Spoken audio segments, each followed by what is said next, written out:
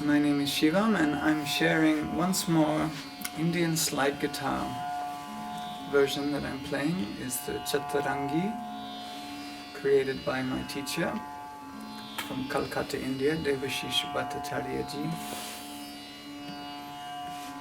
And today I'm just going to break down the instrument a little bit into the major scale, Do, Re, Mi, Fa, So, with in the Indian equivalent, Sa, Re, Ga, Ma, Pa.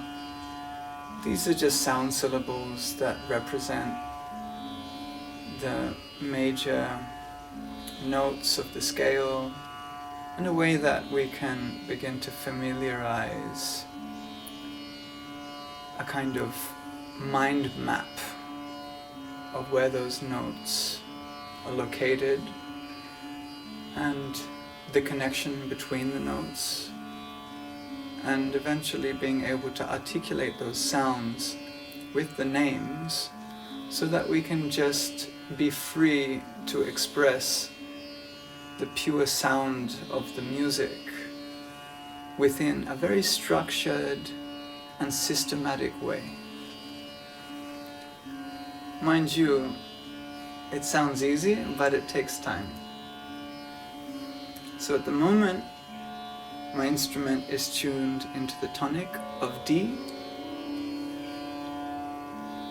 yet in 432 Hertz. So you drop down a little bit from the conventional 440 tuning pitch if you wanted to tune to the same sounds that you're hearing now, basically. The reason that I'm doing this is specifically because of my own personal preference, and that I like to drop the overall tension on the instrument a little bit, yet keeping it around D, because I find that that key really brings out a nice sound within this particular slide guitar.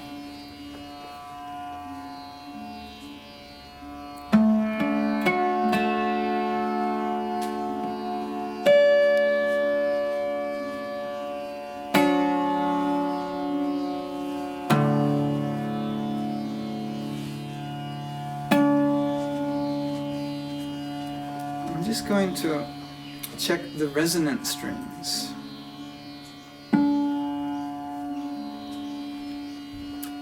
When all of the strings are in tune, we should be hearing a slight resonance.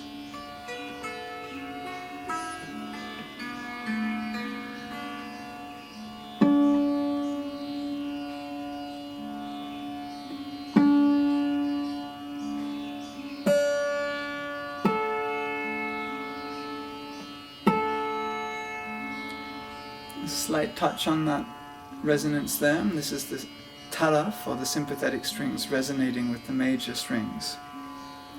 Tuning is a big part of this instrument, and I advise people to really tune with their ear as much as possible.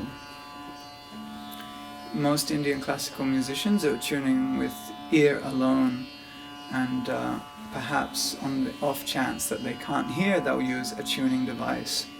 It's just a way that we're constantly developing our ear and our sense of perception of the right pitch and sound.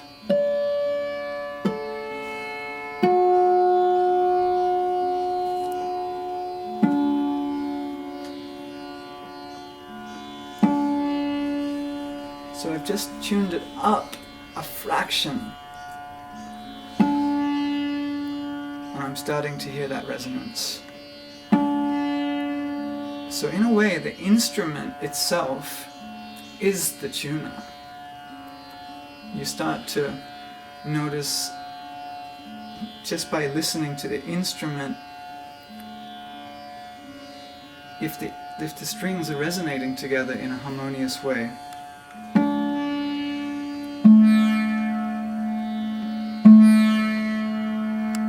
Quite a loud resonance there.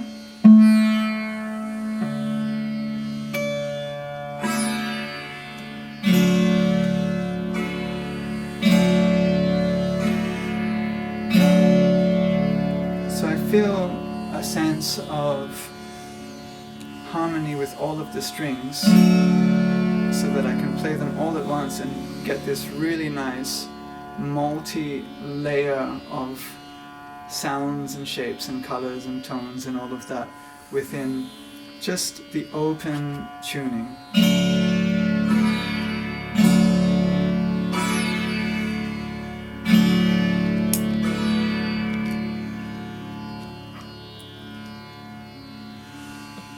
The top strings here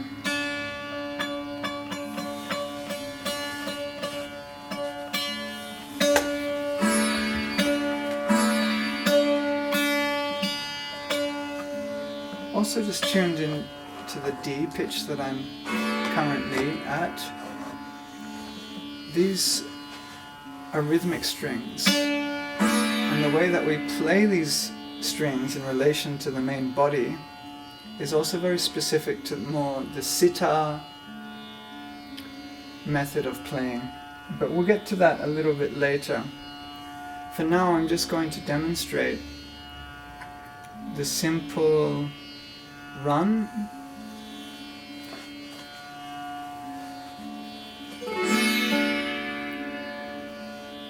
The Chaturangi has the sympathetics on the side, by the way, as opposed to the very center, which is the style of the Mohan Veena, which is where Vishwa Mohan Bhatt, one of the major exponents of the Indian slide guitar, has designed his style, but it's a little bit more harder to have access to that.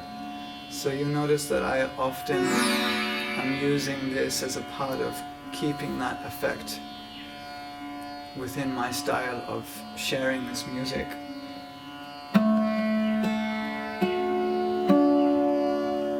The drone sound that we're hearing, the tanpura, just allows me to sit within that tonic and keep in the mood of the raga or scale that I'm involved in. As I said before, just the major scale now.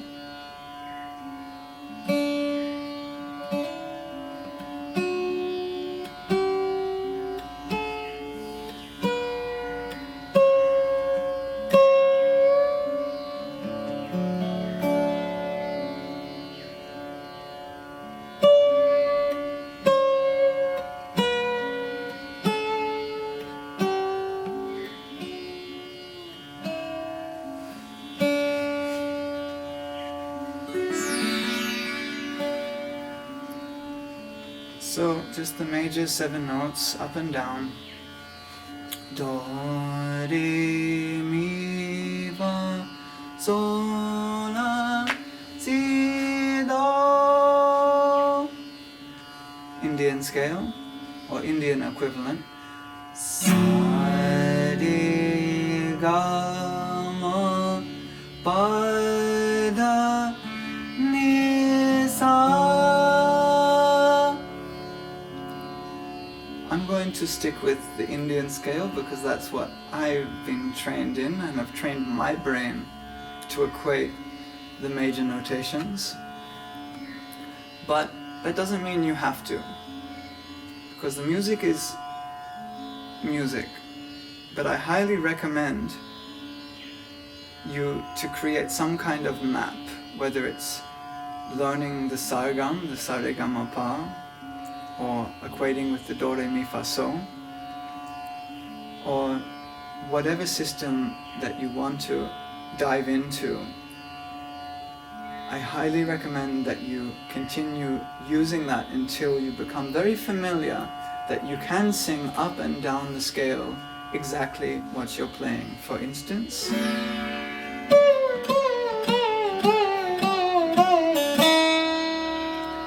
sa ni da ni da ba da ba ma ga ma ga re sa re ga re sa da.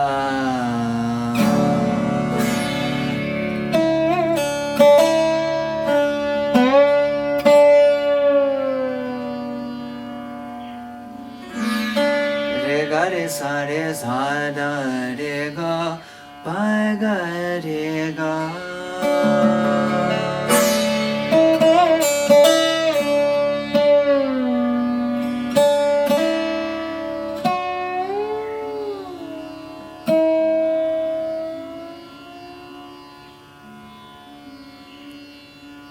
So by connecting my map in here and in here, the instrument becomes just an extension of that.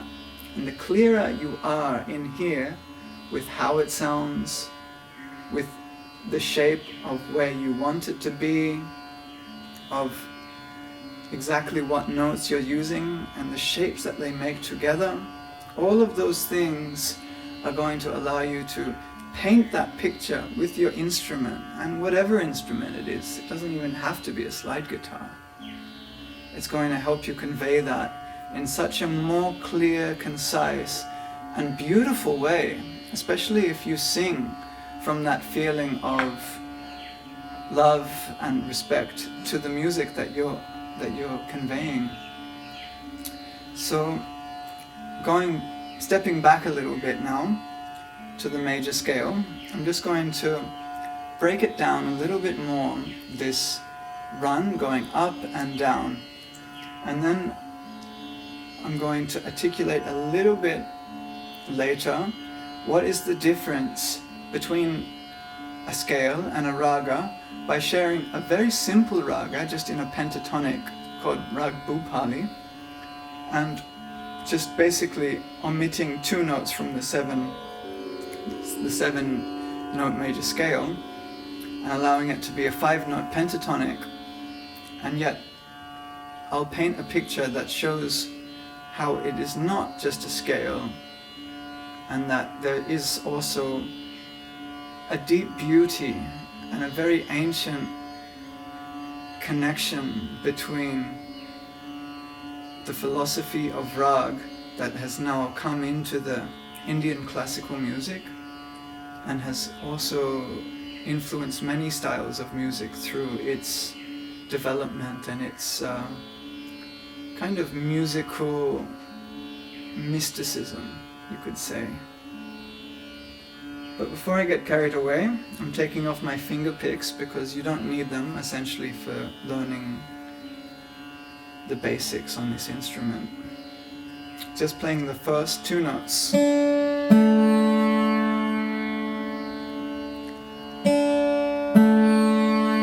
First note sa. Sa is the equivalent of the tonic D. The second note tuned here is pa, which is A and lower octave pa. So if I'm singing sa,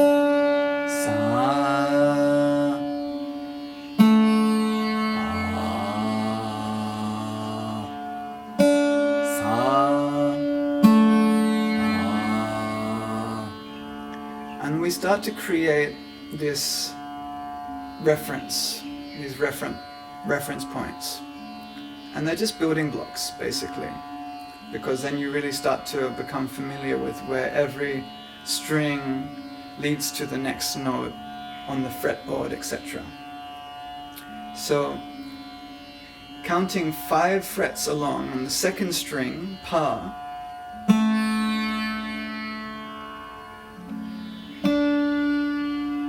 we reach sa again.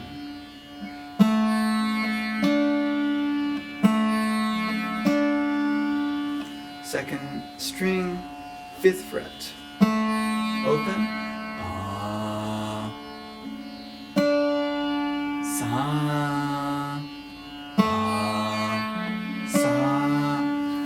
Also, you might notice I'm not actually sliding yet. I'm just aiming for pitch purity. This is very important, because if we slide too much in the beginning, we're most likely just going to be hitting bum notes, and our ear is not developing properly in the process. So I highly advise and recommend people to really pay attention to tuning their instrument fully in the very beginning, because that's going to accelerate your pace a lot more when you actually start playing, and make it much easier for you to hit the right pitch when you're playing. So basically take the time in the beginning to tune properly, because it's going to save a lot of time in the future.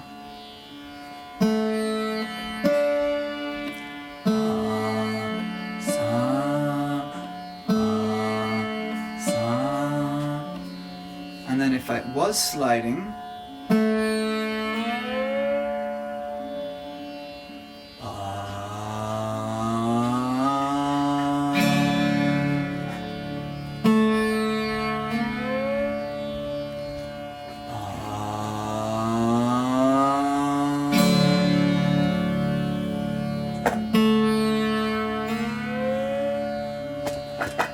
notice that I'm also trying to sing in a similar vein as I'm playing, and vice versa.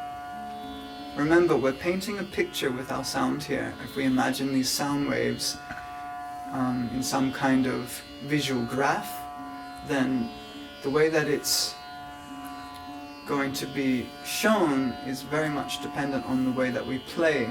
So it's very useful to start visualizing the sound of the movement of the sound as much as possible.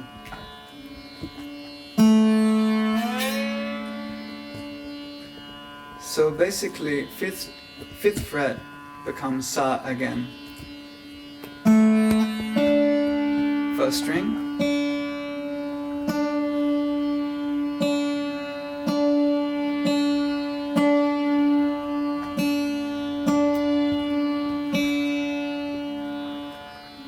Just tuning my first note up a fraction.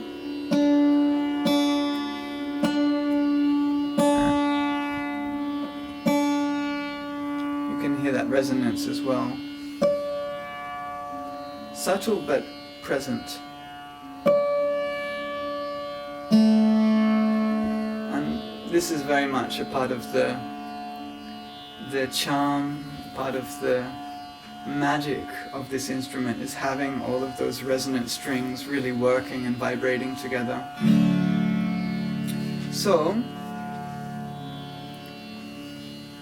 we've got two sas now, which can be a great reference point to each other. And notice how the tone is a little bit different because of the gauge of the strings.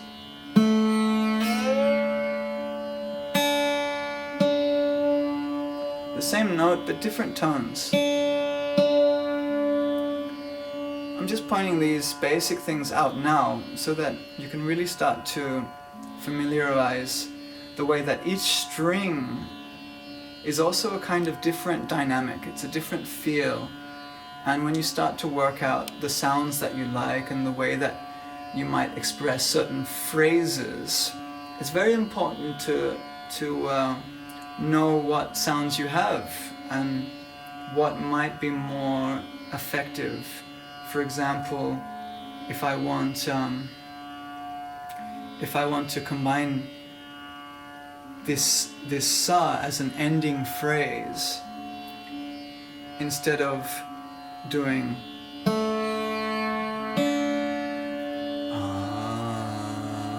sa, I'm going to slide along the second string and reach sa on the 5th fret to make it more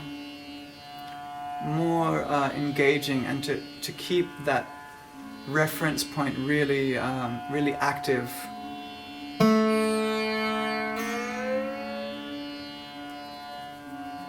So it's essentially the same thing but played in two very different ways. So these small details actually make a very big difference. And now moving on, we're going to just explore the first string now, moving up the fretboard, up and down, very simply, and learning where the notes are in the scale, and understanding that this is what makes music universal. The way that these notes, how they're grouped together and how they're mathematically spaced apart from each other, and how that we can transpose these scales onto various instruments into various ways, through voice, through keys, through wind, whatever, yet the system remains the same.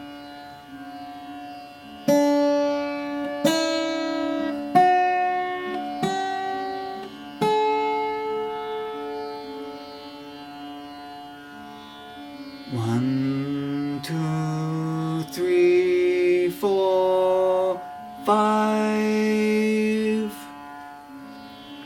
So basically just played 5 notes, not the full 7 yet. Counting these notes could be another system of learning, though I don't recommend using that way. I recommend the Indian sargam, but that's again my personal preference. Going back to first string, high sa, well, let's just say standard sa. First string, then going second fret, which becomes re, exactly the same as if I was doing do, re, sa, re, do, re. I like to think the Indian sargam system is much older than do, re, mi, fa, so I say that the do, re, mi copied the sa, re, ga. Anyhow,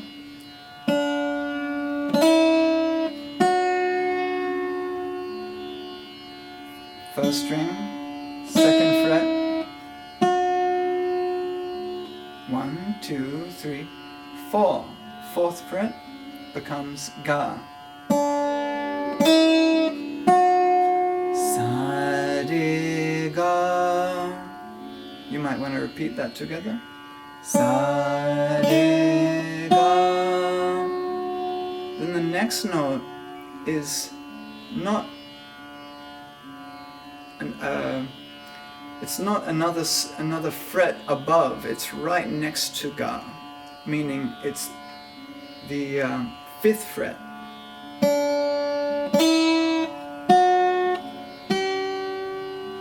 So the way ga and ma sit side by side each other, it's an important point to remember, because it's going to be the same, like I said, for all instruments, for voice, for wind, whatever. This relationship between the notes remains the same. Sa, re, ga, ma. So it's when you start to break sound down and start to feel the distance between the notes, ga and ma is sitting side by side each other. And that is a very good point for this mental mapping procedure, to really start to build that so that you can recognize where these scales sit as a full picture.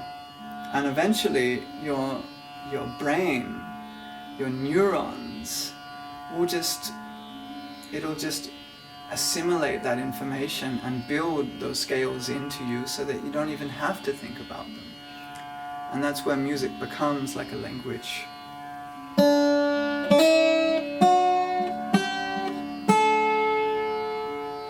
Sa, re, ga, ma, pa.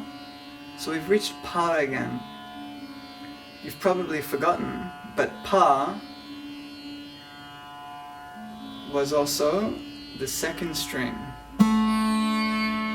But that's the low octave pa.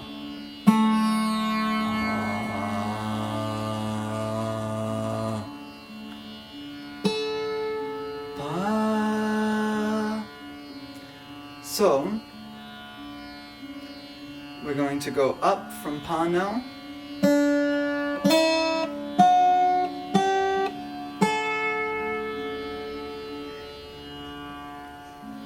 First string, 2nd fret, 4th fret, 5th fret, 7th fret,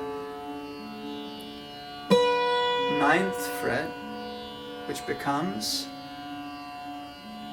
da, D-H-A, da, da, and then 11th fret, ni, ni, and then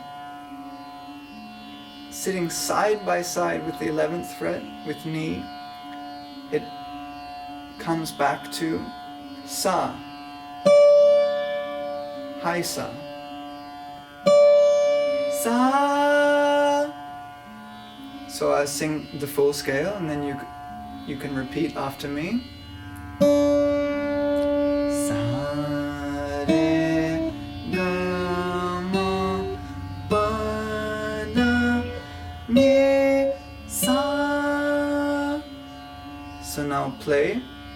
sing back. Sa re ga ma pa da ni sa. I'll sing the frets now. I'm only going to do this one time. After that, it's up to you guys to actually remember these frets, and you do that with practice. You do that in your own time, in your own way, and just with your own ear, listening. And I really encourage again to make sure that each note that you play is not rushed, but that you're fully getting this pitch purity out of every note that you're playing, and really feeling the depth and the connection between note to note, and how they do build upon one another and have this kind of symbiotic relationship. First string, second fret, fourth fret, fifth fret, seventh fret, ninth fret, 11th fret, 12th fret. It's the first time I've ever done that.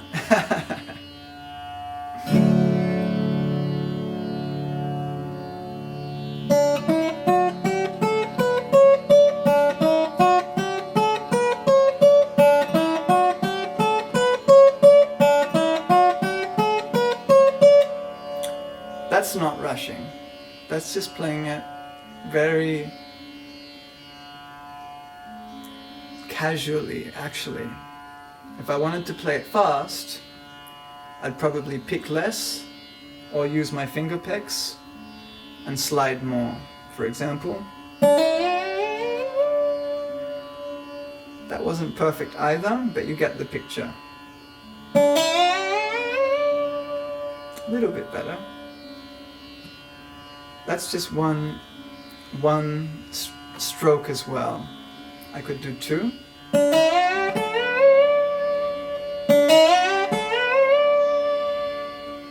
Two strokes sliding. Break the sliding procedure down now. Hammering it a little bit there. On the second fret.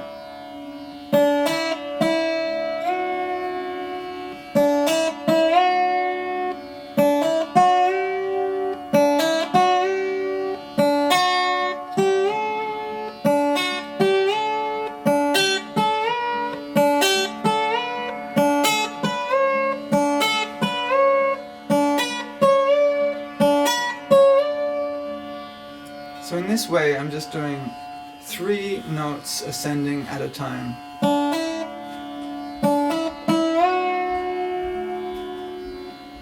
With 3 strokes.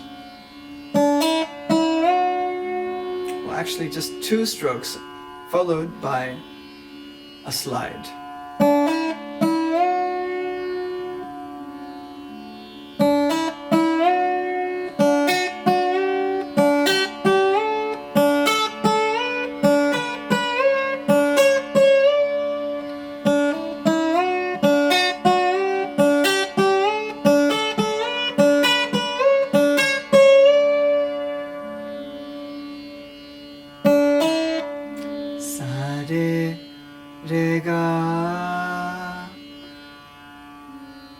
Visualizing the sound and articulating it through voice.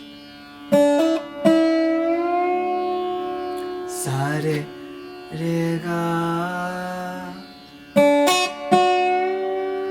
sa ga ga ma. Might be good revisiting the first phrase again, just to compare the distance between re ga and ga ma. Sa re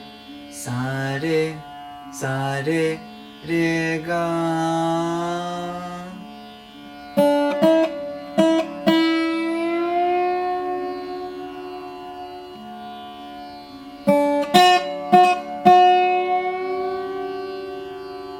Sa ga ga ma.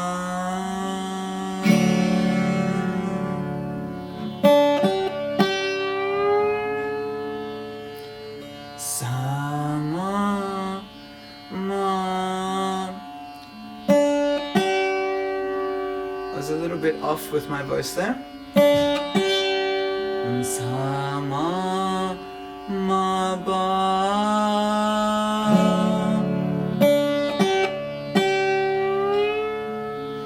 Sa ma ma ba.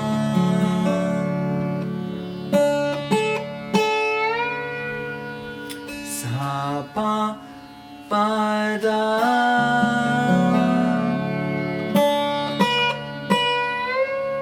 Sa da da ni.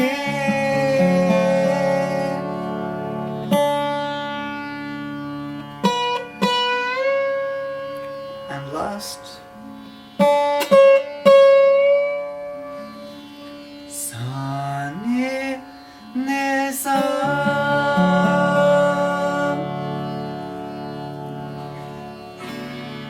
And now I'm going to follow the descending notion.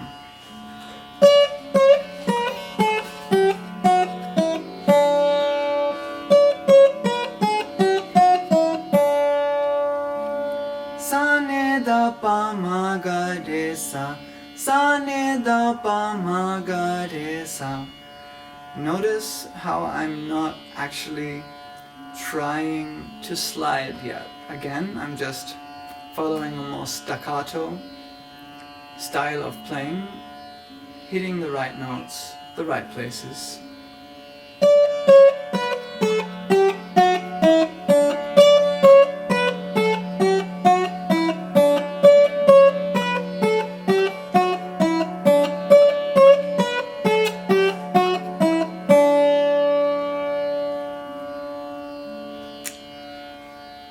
Another exercise in zigzag movements up and down the scales.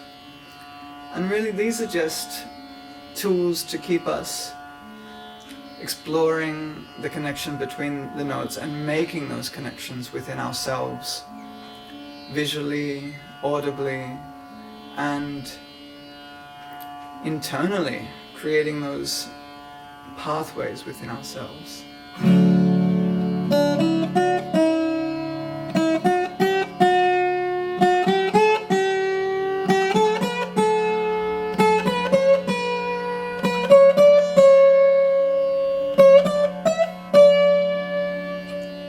I put a high re in there to make it feel more complete as I come back to the high sa. Ni sa re sa is how it basically concluded just now. I'll sing and play the following zigzag movement, and then I'll repeat it once more so that we can do it together.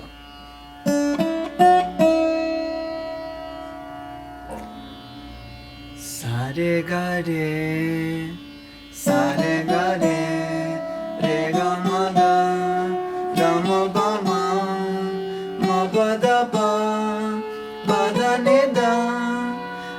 sa ni sa re sa, sa re ga re ga ma ma ba ma ba da ba da ni sa ni sa re sa. So we could either follow that and reverse it as such. Ni sa re sa, da ni sa ni, pa da ni da, ma ba da ba, ga ma ba ma, ga ma ba ma, re ga ma ga, sa re ga re, ni sa re sa, which would mean I'd have to use the low ni also. Or from the descending, we could create a different, I guess it is just a more reversed version.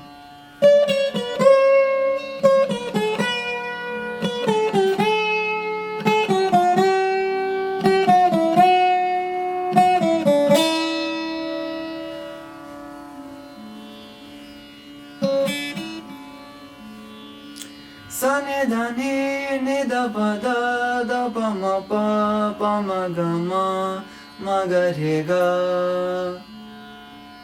re sa ni sa sa ni da pa da pa ma ga re ga. Sorry. Pa ma ga ga re ga re sa ni sa. And this is in a very slow, casual way still. If I wanted to make it more fluid, then I could do that same run in such a way without any pausing. Sa ni da pa ma ga re sa ni sa. And if we didn't even articulate the sounds, which is called in the Indian music term anka, then it becomes just that universal sound in a ah sounding way.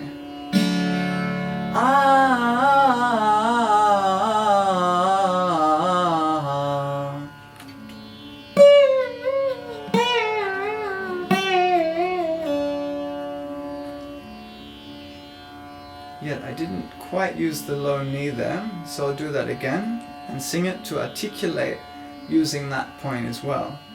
Sa ni da pa ma ga re sa ni sa. So these little exercises can be done in so many different tempos of speed, and again, it's not something that we want to be in a rush. The tendency of the mind is usually we want to start fast and go faster.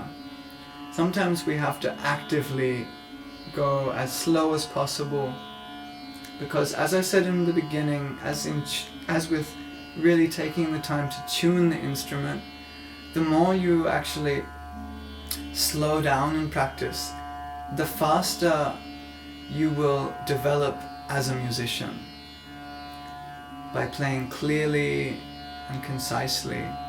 And my tabla teacher, who was a master and a professor from the BHU University, Sri Chotala Misra, he often pointed out to me that the slower you can play rhythmically will lead to the faster that you can play.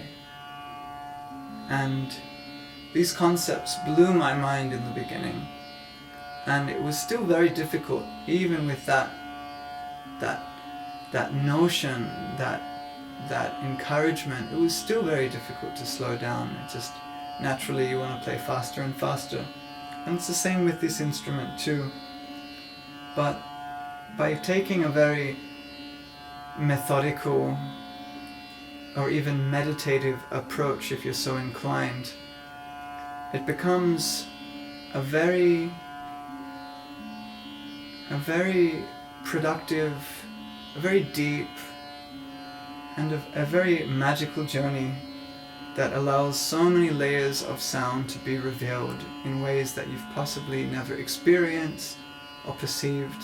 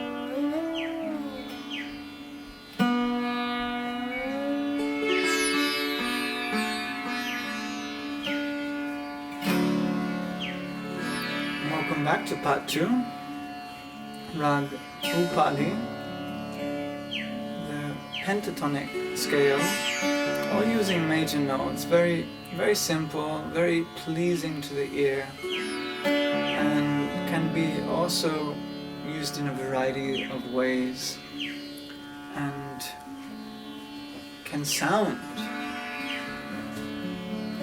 like a variety of different genres.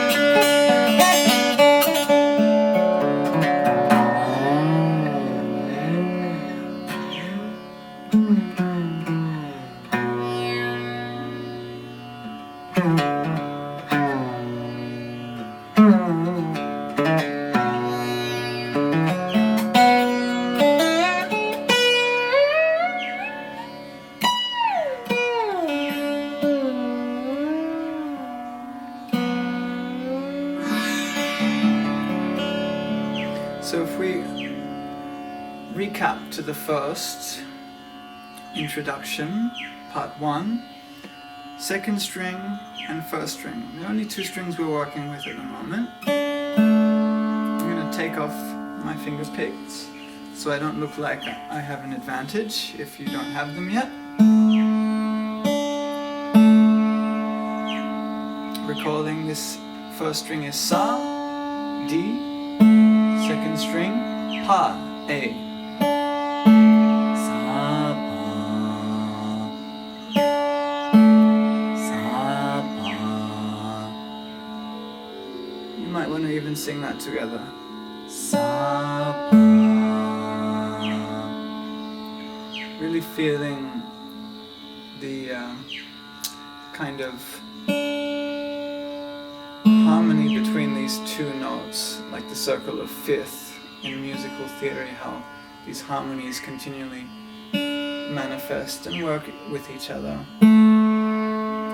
So, second string, second fret.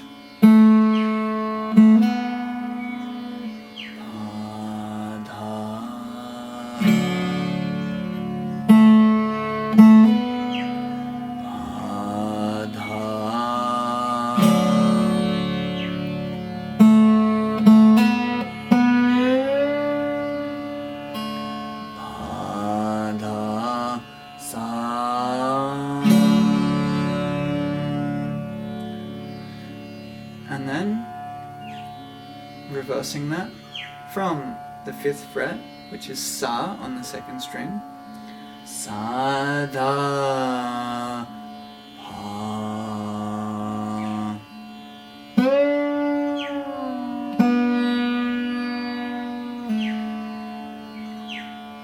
Sa, Da, Pa.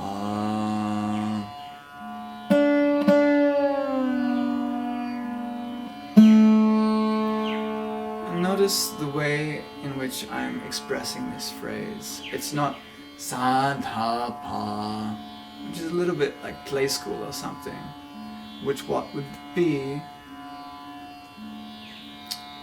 the effect if I was playing it in a robotic and just very computer-like way.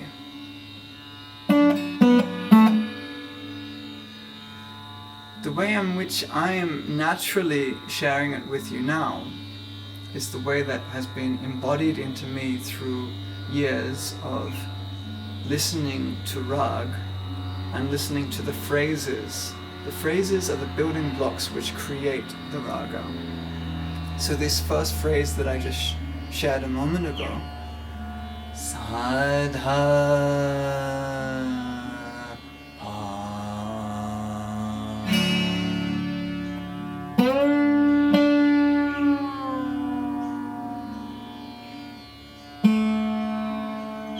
and it can be played in so many ways, but the unique phrasing is there. Whether I speed it up a little bit or slow it down a little bit, that's not the problem.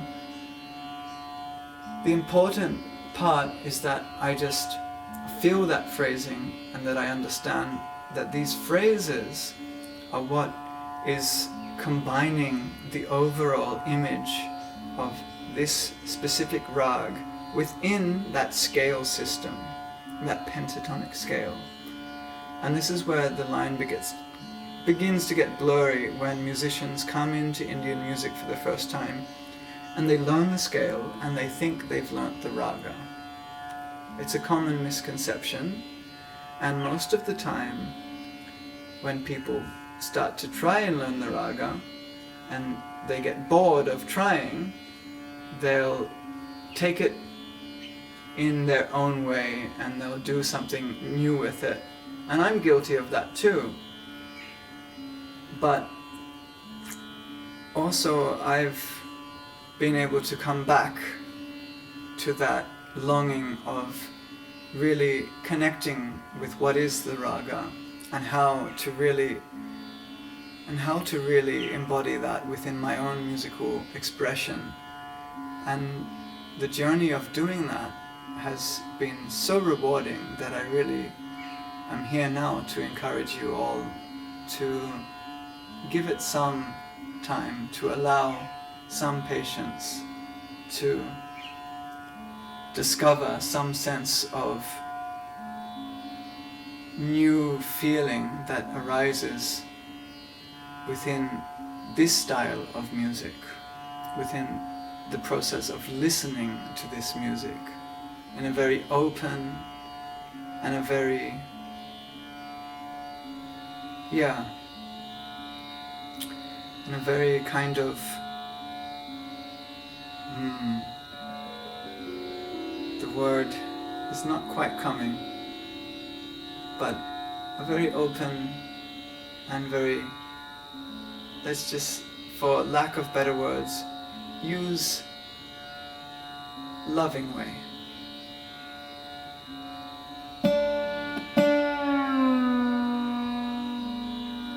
Sada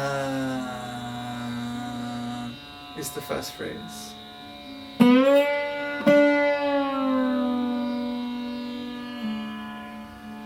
Sada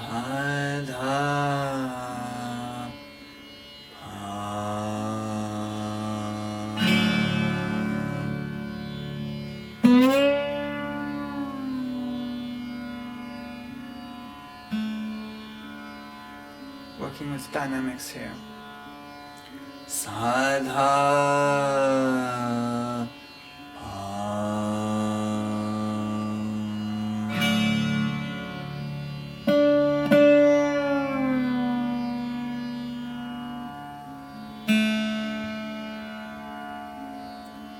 fifth fret to second fret to open string on the second note. Sada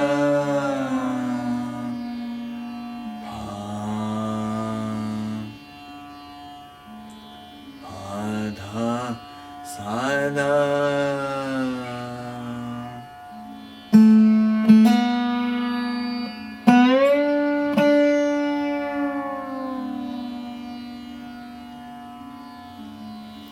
Pada sada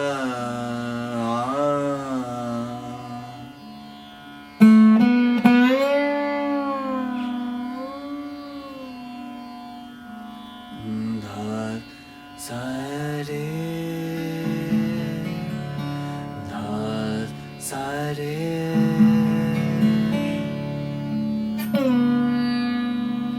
da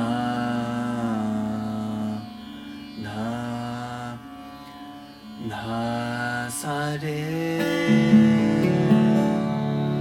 da sa re.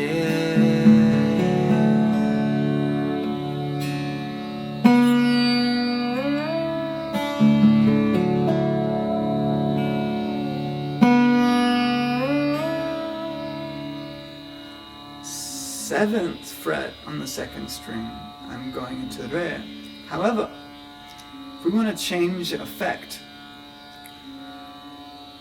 we might use the first string and use re on the second fret of the first string. For example, I will repeat that last phrase, all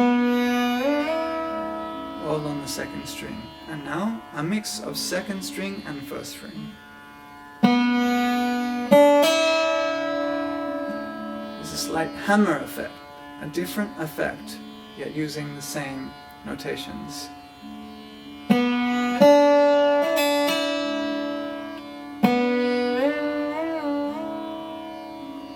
Hammering on the first one, sliding on the second one. Da sa re ga re re ga pa ga ga pa da pa pa da sa da sa da.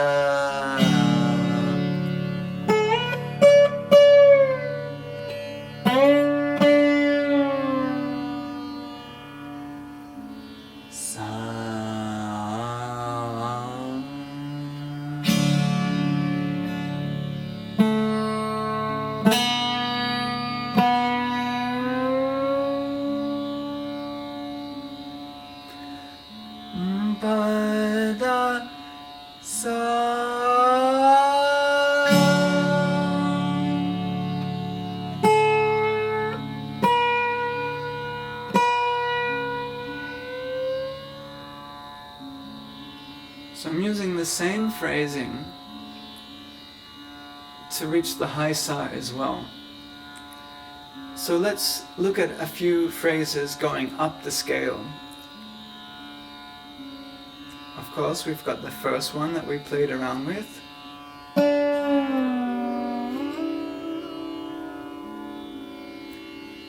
I added the re, but essentially we could also do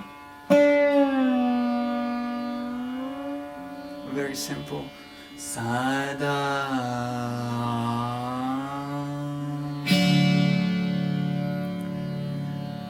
re.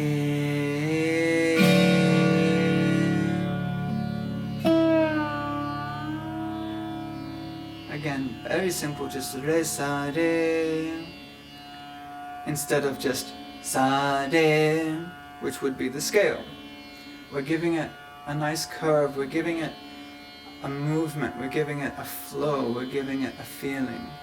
Again, this all comes into the movement, the feeling, the mood of the rag.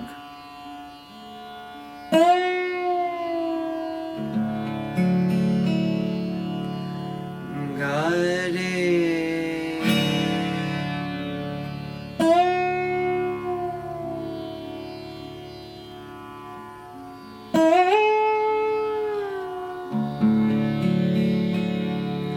re ga ba ga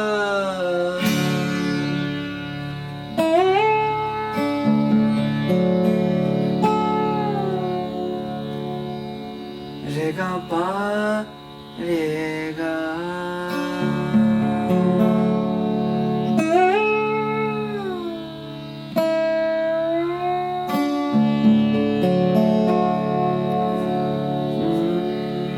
ga re ga pa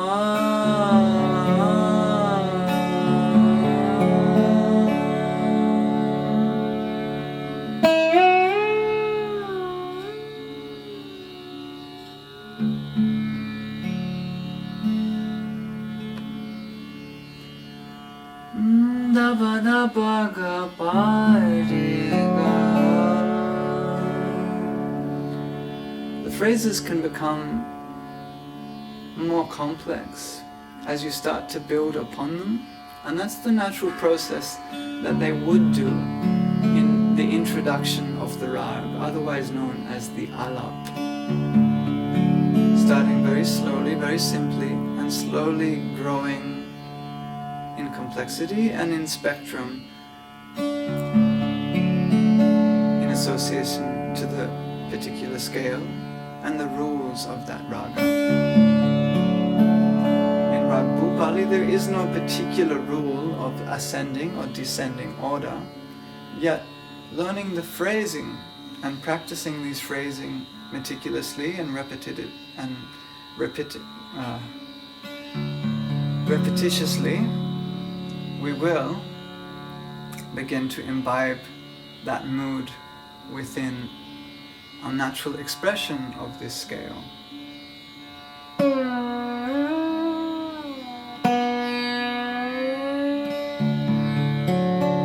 And quite often than not, it helps returning to that original phrase. Sada Re Sa. I'm just coming back to this a little bit more elaborate phrase. You might like to explore that as well, or just the simple version. Sada.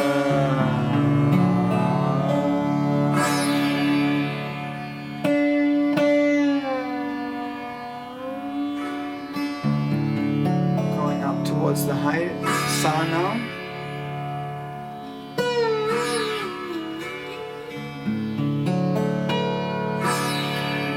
Dava dava ga re ga pa ta sa da.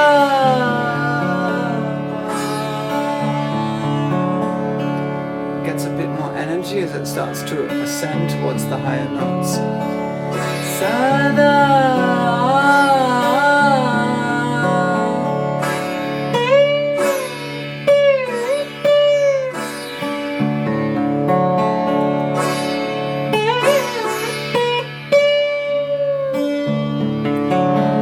Pada sada pada pada sada pada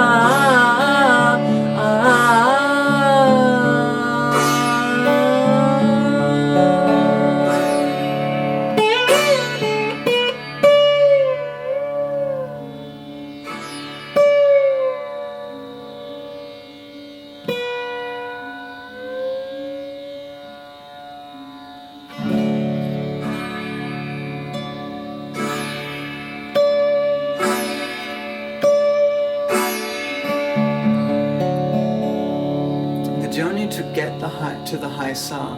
It's kind of the journey of the alap reaching its fruition, reaching its complete form. Like the analogy I often give is a seed, which is the low sa, reaching its identity as a flower or a tree, and that high sa is kind of like it's fully come into ripening or blooming, and it's now sharing its fruit or its natural beauty, whatever form, whatever visualization you like to give it. That's the process in which reaching that high sa is kind of should be accounted for. And normally it would take a much longer time in the traditional classical context, but I'm just trying to give you that taste, that feeling of how the journey evolves. And you may take it higher too, which is kind of like just that extra growing into the higher octave, for example, that same phrase.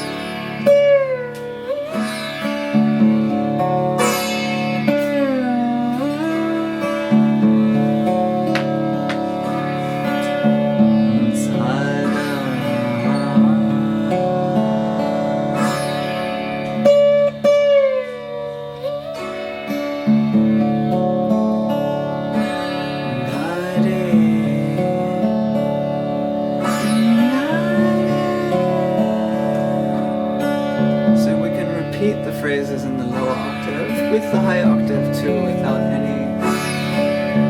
any real need to change them too much, but naturally they will change in pitch. energetically they'll change as well, and we'll probably want to play them a little bit faster or a little bit louder, depending on whether they are in the lower octave or the higher octave.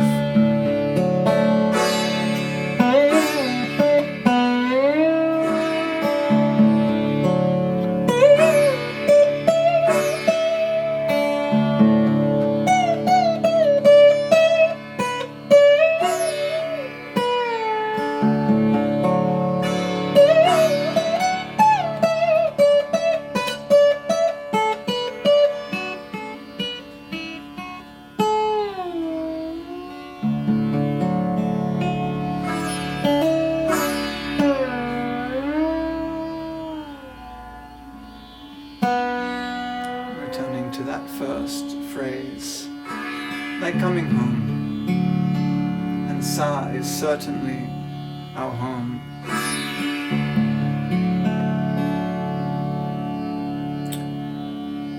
Before I complete this session, I just show the contrast of just the scale exercise as opposed to what you've been listening to within the practice of the rag itself.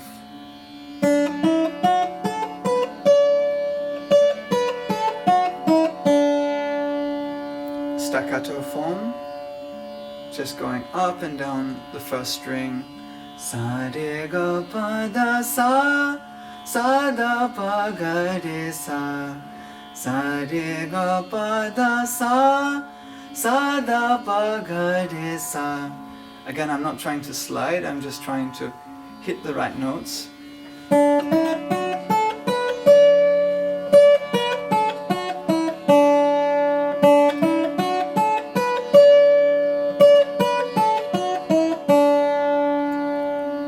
You start to develop a sense of relationship between which notes in this scale are being used, the distance between the notes, developing that mind mapping of the actual scale. And if you feel like blending the first and second string as a little bit of a challenge for yourself, you can start on the low pa,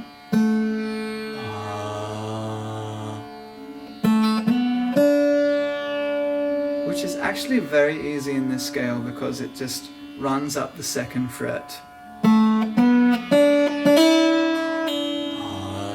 Sa re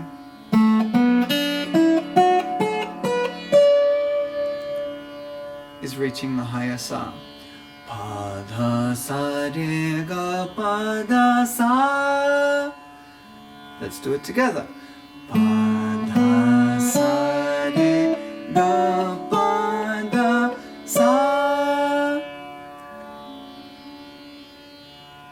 Pa, open string. Dha, second fret. Sa, open string.